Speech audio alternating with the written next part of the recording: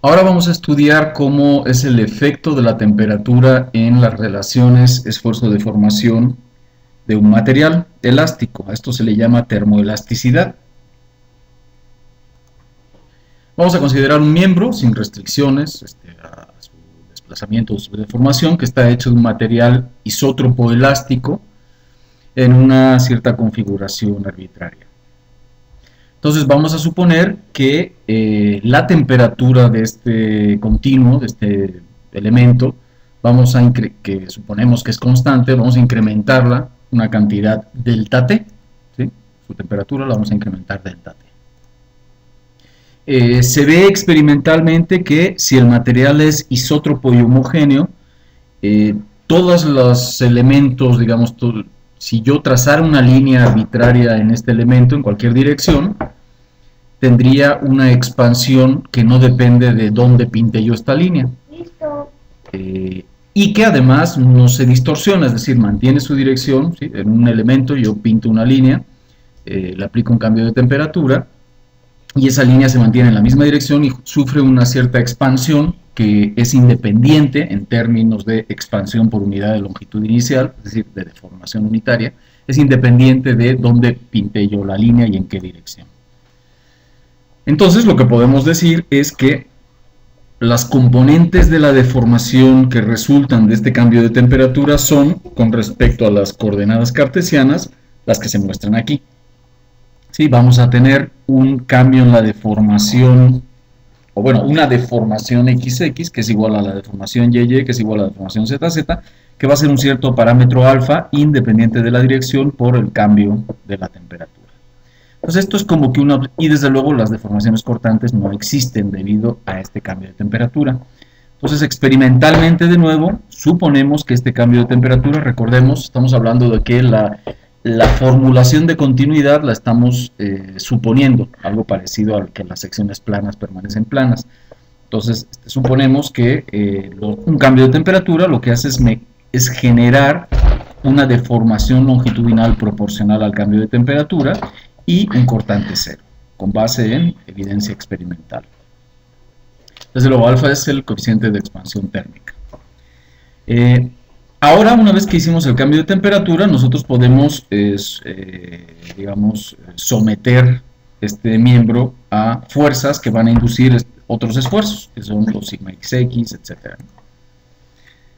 Entonces, si todas estas deformaciones denotan a las componentes de la deformación después de la aplicación de las fuerzas, el cambio en la deformación producido por las fuerzas se representa por las siguientes ecuaciones. Esta y esta, ¿de acuerdo? Entonces, la deformación longitudinal en X va a ser igual a la deformación longitudinal total menos la deformación inducida por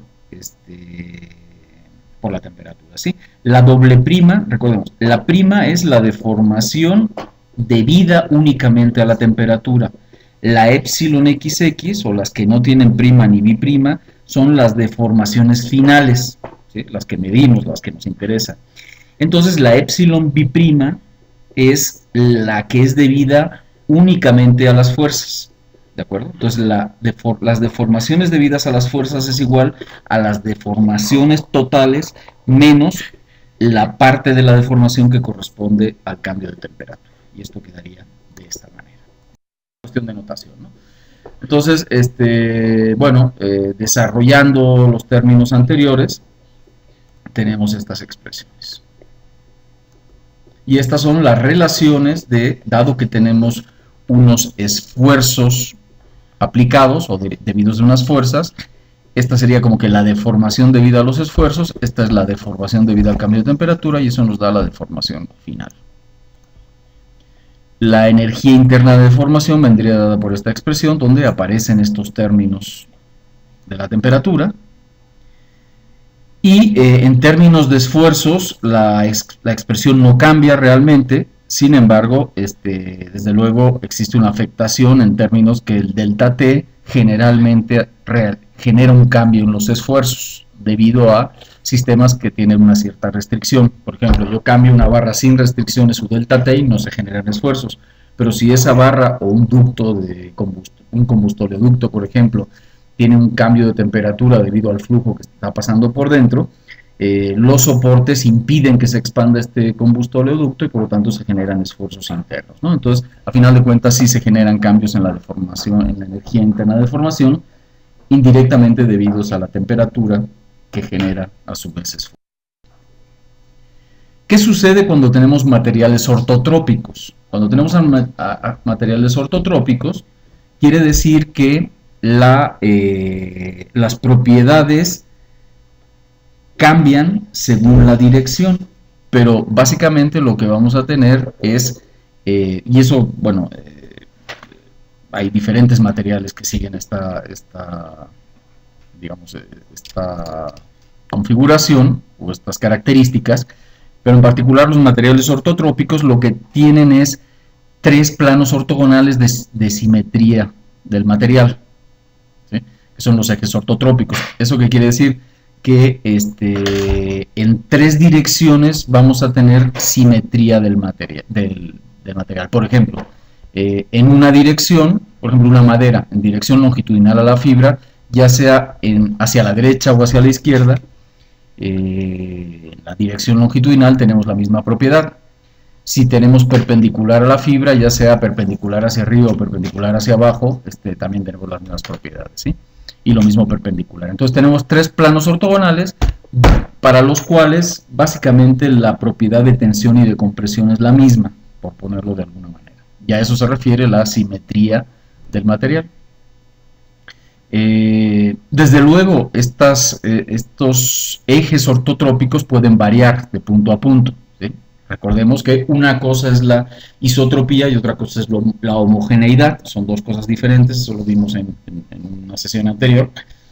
Y bueno, existen materiales que pueden tener cambios en estos ejes de punto a punto.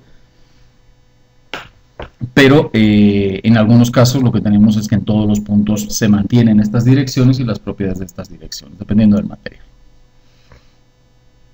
Entonces, en cualquier caso, lo que tenemos es que si el material es ortotrópico elástico o elástico ortotrópico, los coeficientes son los mismos cuando rotamos 180, ¿sí? Alrededor de cualquiera de los ejes ortotrópicos. Vamos a suponer que tenemos los ejes X, Y y Z que denotan a los ejes ortotrópicos del material, y del material ortotrópico, por supuesto, y supongamos que X y Y es un plano de simetría en el material.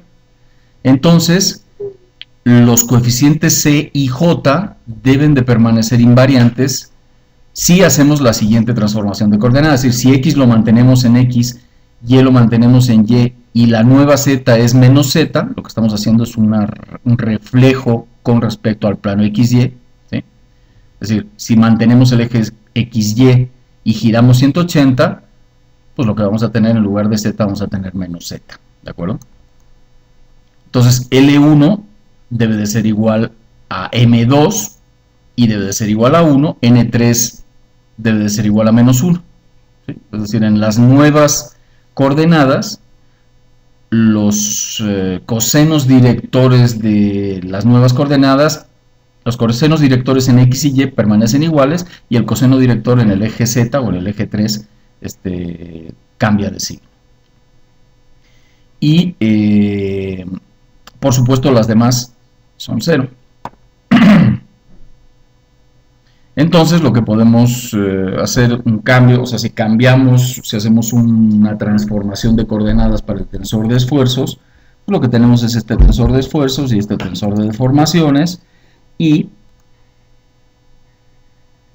si esta expresión la pasamos a los nuevos ejes X mayúscula, Y mayúscula y Z mayúscula, nos quedaría esto. Pero nos damos cuenta que el sigma XX mayúscula es igual al sigma XX minúscula, ¿sí? Porque el eje X se mantiene en la transformación, y sería igual a esta cosa de acá.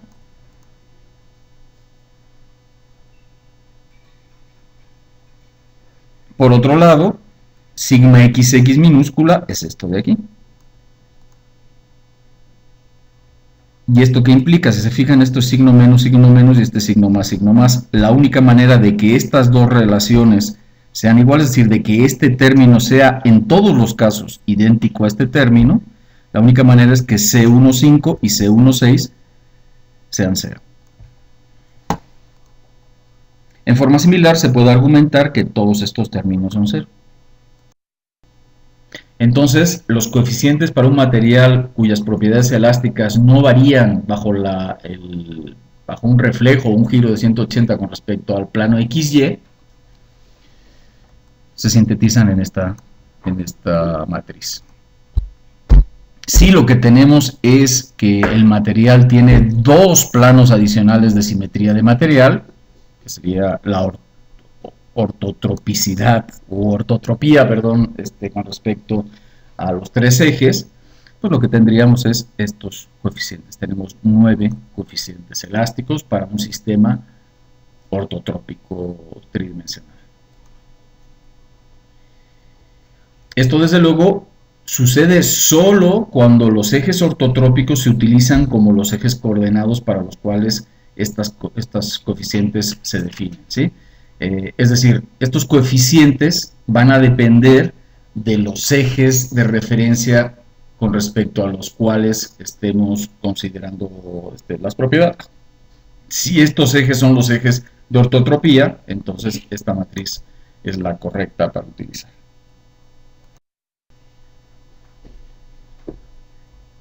Aquí están las ecuaciones generales, ¿no? En función de estas coeficientes, donde tenemos la relación entre los esfuerzos y las deformaciones. Aquí están las deformaciones con los esfuerzos y, por supuesto, epsilon x, y y z son los módulos de elasticidad en los tres ejes perpendiculares de ortotropía. Y los ejes, y aquí están todas las relaciones. Nu y J es una relación de Poisson que caracteriza la deformación en la dirección J debido al esfuerzo en la dirección I. ¿De acuerdo? Esa sería la definición de Nu y J. Y debido a la simetría se puede demostrar que estas relaciones son válidas, ¿no? El coeficiente de Poisson XY, es decir, la deformación en la dirección Y debido al esfuerzo en X, dividido entre el módulo de elasticidad en la dirección X, es igual a la deformación en la dirección X debido al esfuerzo en Y, dividido entre el módulo de elasticidad Y, y etcétera, en forma similar en las otras direcciones.